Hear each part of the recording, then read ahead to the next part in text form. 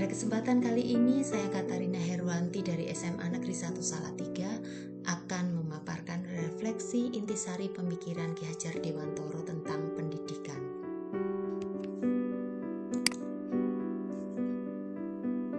Ada 4 hal yang akan saya paparkan intisari pemikiran Ki Hajar Dewantoro tentang pendidikan. Yang pertama, pendidikan dan pengajaran. Yang kedua, dasar-dasar pendidikan yang menuntun. Yang ketiga, kodrat alam dan kodrat zaman. Yang keempat, budi pekerti. Menurut Ki Hajar Dewantoro, pengajaran adalah bagian dari pendidikan. Pengajaran merupakan proses pendidikan dalam memberi ilmu atau berfaedah untuk kecakapan hidup anak secara lahir dan batin. Pendidikan memberi tuntunan terhadap segala kekuatan kodrat yang dimiliki anak, agar ia mampu mencapai keselamatan dan kebahagiaan yang setinggi-tingginya, baik sebagai seorang manusia maupun sebagai anggota masyarakat.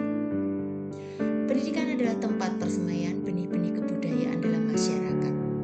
Ki Hajar Dewantoro memiliki keyakinan bahwa untuk menciptakan manusia Indonesia yang beradab, maka pendidikan menjadi salah satu kunci utama untuk mencapainya.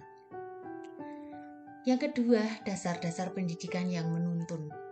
Ki Hajar Dewantoro menjelaskan bahwa tujuan pendidikan menuntun segala kodrat yang ada pada anak, agar mereka dapat mencapai keselamatan dan kebahagiaan yang setinggi-tingginya, baik sebagai manusia maupun sebagai anggota masyarakat.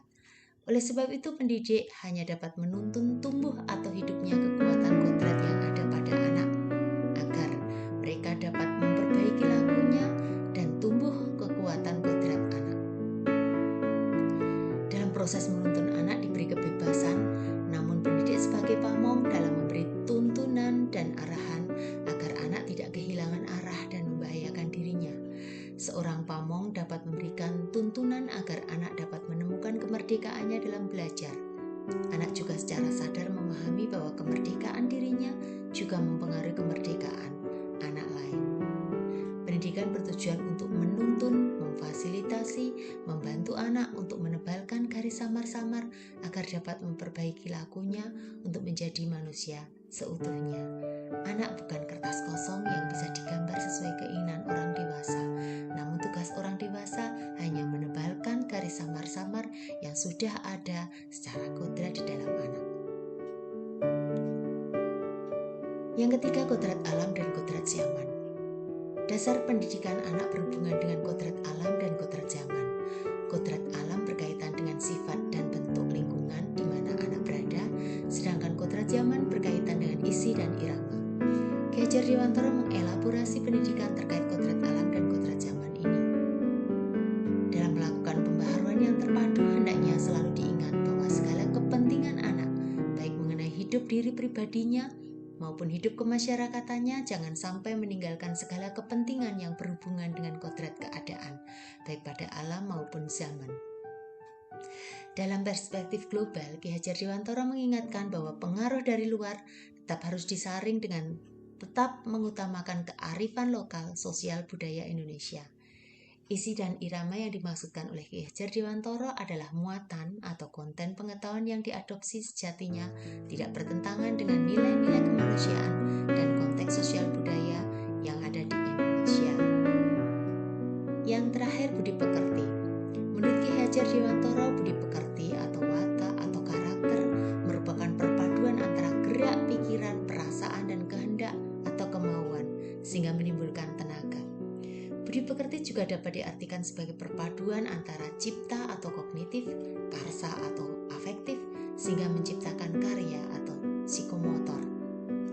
Keselarasan hidup anak dilatih melalui pemahaman kesadaran diri yang baik tentang kekuatan dirinya, kemudian dilatih mengelola diri agar mampu memiliki kesadaran sosial bahwa ia tidak hidup sendiri dalam relasi sosialnya, sehingga ketika membuat sebuah keputusan, mereka bertanggung jawab dalam kemerdekaan dirinya dan kemerdekaan orang lain.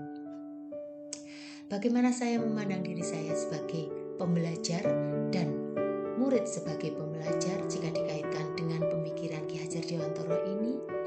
Semboyan ing ngarsa sung tulodo ing madya mangun karso, tutwuri handayani sangat relevan dan bisa menyemangati saya seorang guru. Menjadi seorang guru hendaknya bisa menjadi teladan bagi murid, di tengah selalu memotivasi dan memberi semangat, di belakang selalu memberi dorongan, moral, dan semangat kerja.